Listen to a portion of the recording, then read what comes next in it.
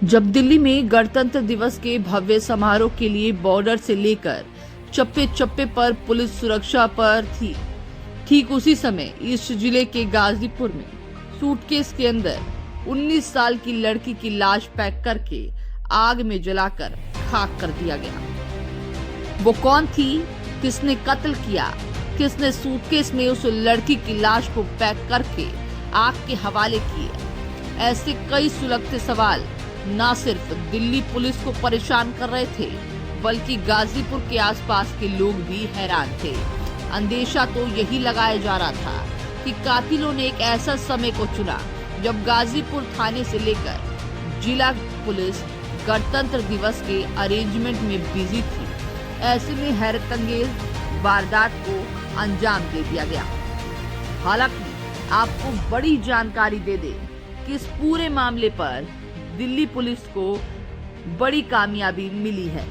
Police ने दोनों आरोपियों को गिरफ्तार कर लिया है। जी हां, दिल्ली के गाजीपुर में एक महिला का जला हुआ शव मिलने के बाद आरोपियों की गिरफ्तारी हो गई है।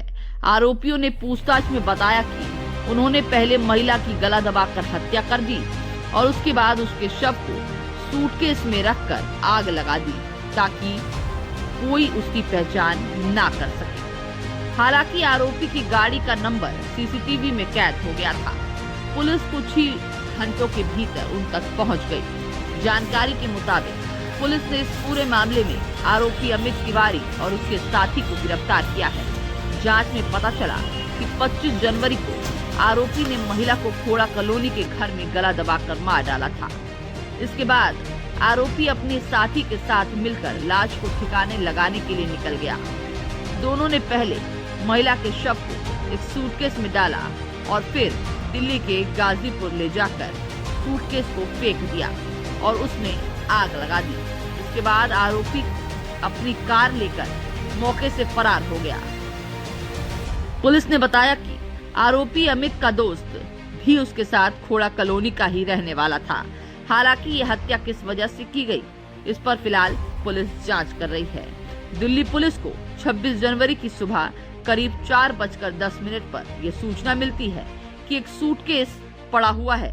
गणतंत्र दिवस के चलते पुलिस अलर्ट पर थी और तुरंत मौके पर पहुंची। इसके बाद सूटकेस खोलकर देखा तो महिला का जला हुआ शव मिला। हालांकि शव पर कोई दस्तावेज या पहचान नहीं मिली, जिससे पुलिस के लिए पीड़िता की पहचान करना काफी मुश्किल हो गया।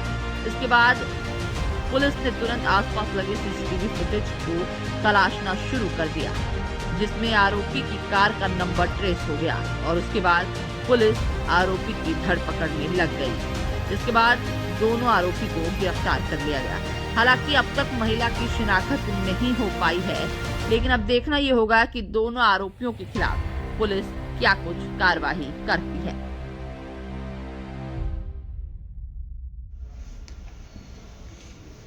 कल तकरीबन 4:10 पे थाना गाजीपुर पुलिस स्टेशन की जुरिसडिक्शन में एक पीसीआर कॉल हमें रिसीव होती है, जिसमें ये बताया जाता है कि एक व्यक्ति को जलाकर उसको डंप कर दिया गया। इस कॉल के बाद तुरंत मौके पे हमारी पीसीआर टीम और लोकल थाने की टीम पहुंचती है और वहां पर ये पता लगता है कि एक बॉडी है जो कम्प्लीटली जल चुकी है। उसकी शिनाख्त करना बहुत मुश्किल है और उस बॉडी में कुछ भी नहीं बचा था एक्सेप्ट उसकी जो बेसिक चार्ट बॉडी थी। इमीडिएटली इसके बाद मौके पे बाकी हमारी टीम पहुंचती है।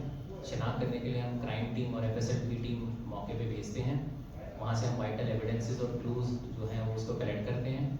तुरंत इसके बाद थाना गाजीपुर में एक एफआईआर अंडर सेक्शन 1031 238 3/5 BNS यानी कि मर्डर डिसअपियरेंस ऑफ एविडेंस के तहत हम एफआईआर इसमें तुरंत दर्ज करते हैं।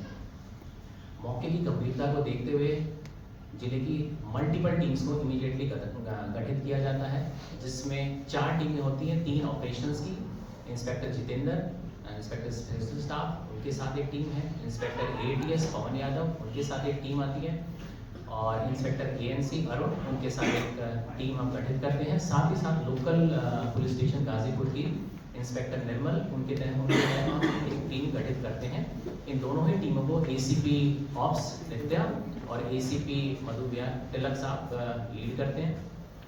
इनिशियली हमारे पास किसी भी तरह के कोई क्लूज नहीं होते हैं, क्योंकि बॉडी पूरी तरह से जल जाती है, उसमें किसी भी तरह की कोई भी आइडेंटिफिकेशन मार्क्स नहीं होते हैं, ना कोई मोबाइल, ना कोई पर्सनल बिलोंगिंग्स, कुछ भी नहीं मिलता है। बस एक जला हुआ सूटकेस और चार्ड बॉडी हमारे पास मौके पे मिलती है।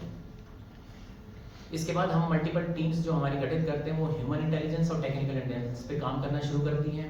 CDR analysis, dump analysis, CCTV analysis, सभी के ऊपर हम एक साथ काम करते हैं। इसके बाद हमें ये पता लगता है कि तकरीबन 1-1:30 बजे से लेकर 2 बजे के बीच में ये घटना घटित होती है। सीसीटीवी के माध्यम से हम कई सारे जो संदिग्ध व्यक्ति उस पर्टिकुलर टाइमिंग पे जो मूव करते हैं, गाड़ियां और व्यक्ति, उनको हम जीरो डाउन करते हैं।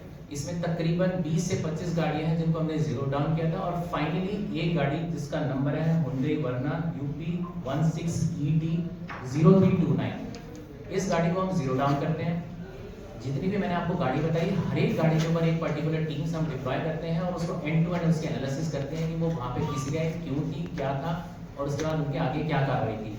जो एक ये पर्टिकुलर गाड़ी थी, जब इसका हमने डिटेल्स निकाला, इसकी ओनरशिप निकाली, तो इसमें एक व्यक्ति है जो लोनी में रहता है, उसके पास हम पहुंचते हैं। वो ये बताता है कि उसने ये 2 महीने पहले गाड़ी किसी अमित नाम के व्यक्ति को जो है बेच दी थी। उसकी डिटेल्स हमें वहाँ से मिलती है। फिर हम अपने टेक्निकल सर्वेलेंस इस पे माउंट करते हैं, और फाइनली जो अमित है, इसको हम ग्रेटर नोएडा के पास से, इसको घर से इसको हम बेसिकली एप्रीहेंड करते हैं।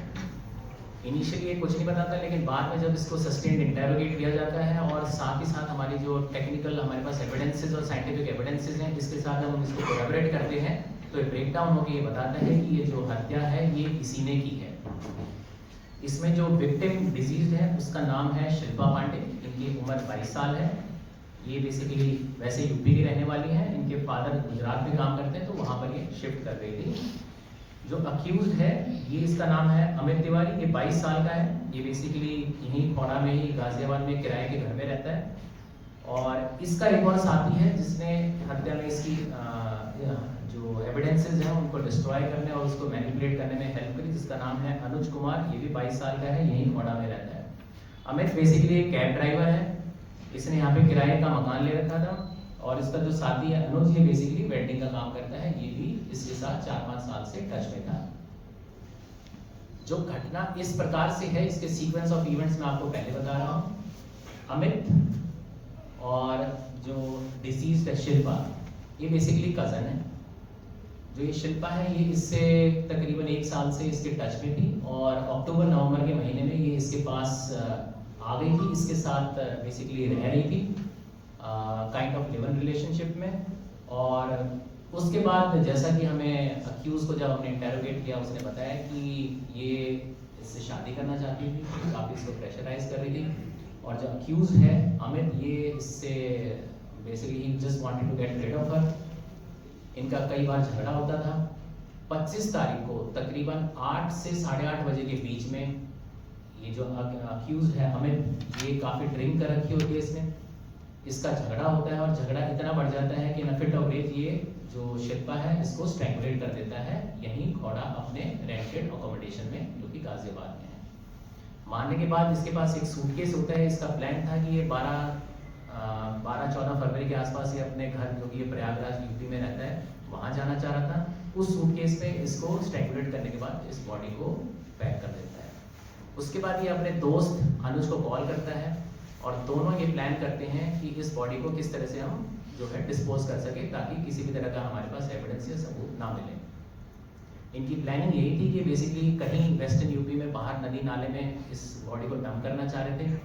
इसके लिए इन्होंने 150-160 रुपये में एक पर्टिकुलर पेट्रोल पंप है, वहाँ से इन्होंने डीजल लिया एक बॉटल में, और इन्होंने इनिशियली खाली गाड़ी जो इसकी Hyundai Verna है, इसमें ये निकलने के बाद जैसे ही ये बाहर निकले, इनको पता लगा कि चेकिंग इस समय बहुत स्ट्रांग चल रही थी, क्योंकि इलेक्शन है और आरडीए, और हमारे सारे बॉर्डर सील थे। तमाम हमारा जितना भी स्टाफ था वो रोड पे था, एक एक चीज़ को, हर एक गाड़ी, हर एक संदिग्ध व्यक्ति को चेक किया जा रहा था। इनको बॉर्डर पे ही चेक किया गया, ये और घबरा गए। इन्हें ये पता लग गया कि अब जो है दिल्ली क्रॉस करना इनके लिए इम्पॉसिबल है, क्योंकि हर जगह चेकिंग हो रही थी। इनको 2 बार जब ये रेकी कर रहे थे, यानी कि 9 बजे से लेकर 12 बजे तक 2 बार इनको चेक किया गया, ये बॉर्डर क्रॉस नहीं कर पाए। इसके साथ साथ इन्हें ये भी पता लग गया कि इंटरनल डिस्ट्रिक्ट्स में भी बहुत सारी हमारी पिकेट्स और पेट्रोलिंग चल रही है, और इनको ये पता था कि यहाँ से निकलना बहुत ही मुश्किल है। जब इनको ये क्लैरिटी हो गई तो इन्होंने एक आइसोलेटेड प्लेस जहाँ पर हमारा सीन ऑफ क्राइम है, जो कि अंधेरा है वहाँ पर, और